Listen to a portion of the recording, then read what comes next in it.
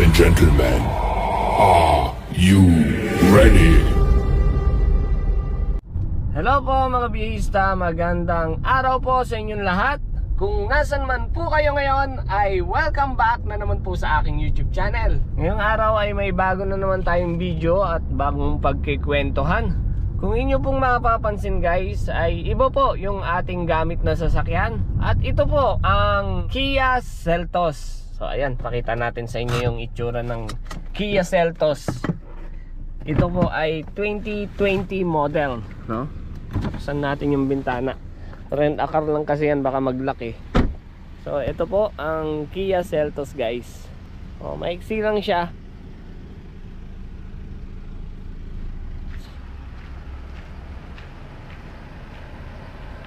So yun guys, gaya nung nakikita nyo, iba yung sasakyan natin. Nag-rent a car ulit tayo dahil may nangyari na naman po kay Suzuki Ertiga, no? At yun yung pag-uusapan at pagkikwentuhan po natin ngayon. So bago tayo magsimula, sa mga bago po dito sa aking YouTube channel ay ginagawan po natin ng pansamantalang review yung ating gamit na sasakyan na Suzuki Ertiga, para maipakita po yung kanyang tibay, no? Habang wala pa po akong mai-content na maayos, yun po yung pinagdidiskitahan ko.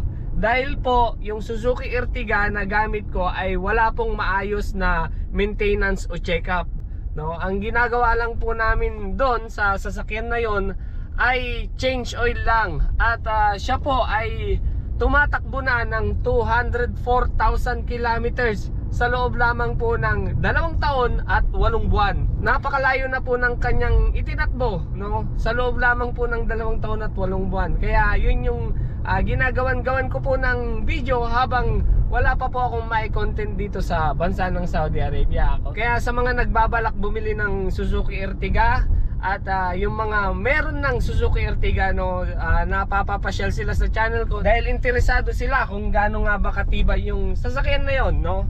Pero sa ngayon, no, balik tayo sa pinag-uusapan natin. Sa ngayon, wala yung gamit natin na Suzuki Ertiga, no? Bakit nga ba?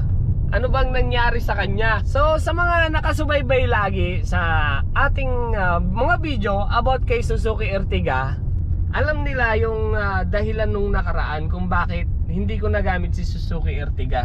Ang dahilan po noon ay nabangga ito nung December 2023. Tapos pinagawa namin siya ng January. Kaya nag-rent a car si boss ng Kia Sonet, no?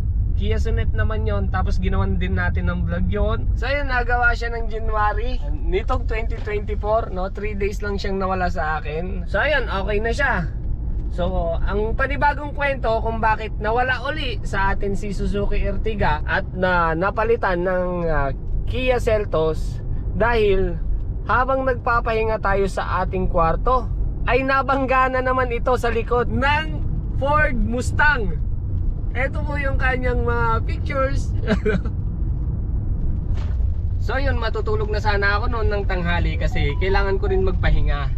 Kaso nakarinig ako ng biglang may pagbangga, no? Kaya dali-dali ako lumabas. So yun, paglabas ko nakita ko na lang na nabangga yung Suzuki Ertiga ng Mustang, no? At ang nakasakay, bata, no? Ibig sabihin nun, siguro pina-start sa bata yung Ford Mustang, tapos nakakambyo pa kasi manual yung Ford Mustang ng kapitbahay. Kaya ayun, yun siguro yung dahilan kung ba't siya bumangga. Pero naging maayos naman yung usapan. Kaya nga nang sabi ko sa mga nakaraang video, no, mga bangga rito parang wala lang, no?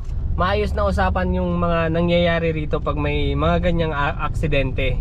So ayun, dahil nga sa nabangga yung ating sasakyan, kinailangan ko na namang dalhin sa pagawaan. Doon pa rin sa pinagdalhan ko nung unang video natin. Doon ko uli siya dinala.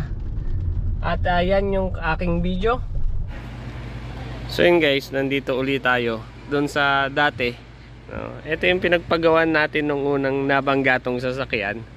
Tapos bumalik tayo rito para kita uli kung magkano yung aabutin nung panibagong bangga. Ayan, oh. Ayan siya.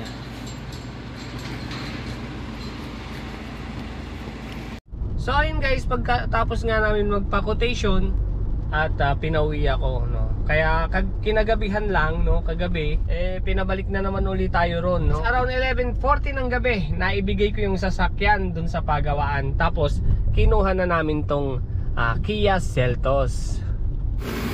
So ayun guys, no, dinala natin yung sasakyan natin dito sa shop. Kanina pinapunta ko ni boss dito para itanong kung magkano yung gagastusin, no. Tapos ngayon biglaan naman pinadala niya na sa akin ngayon dito.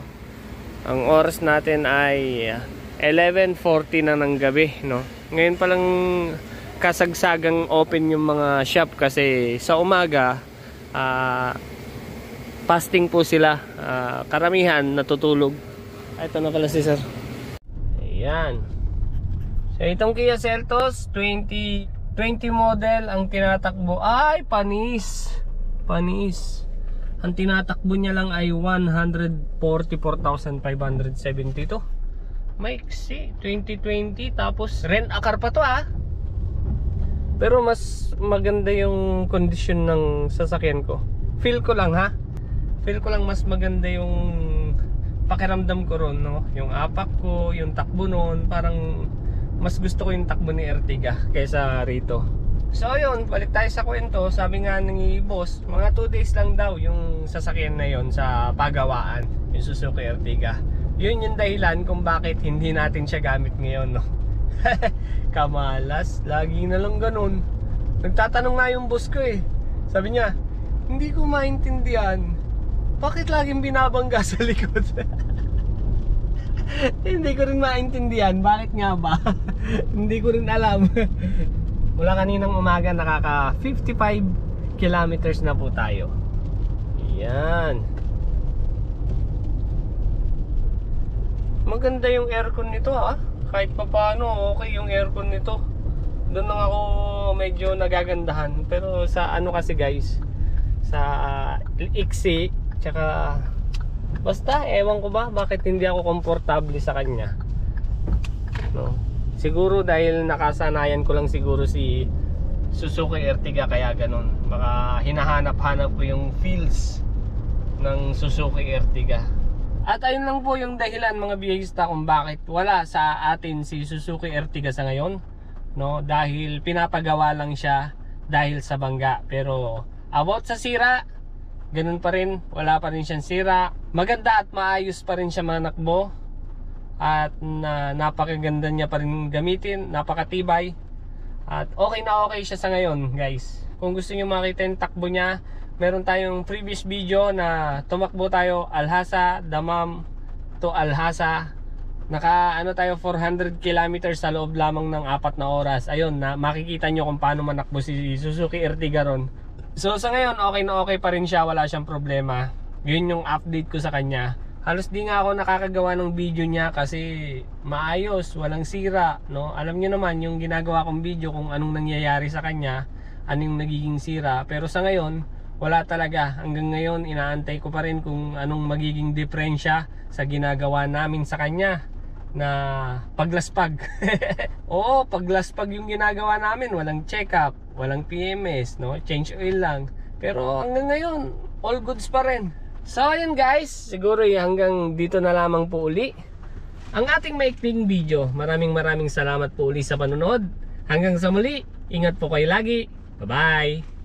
A few hours later. So ito na uli ang ating sasakyan guys, no? Tinapos lang nila ng isang araw. Binalik agad natin yung Kia Seltos, no? Dahil tapos ng araw.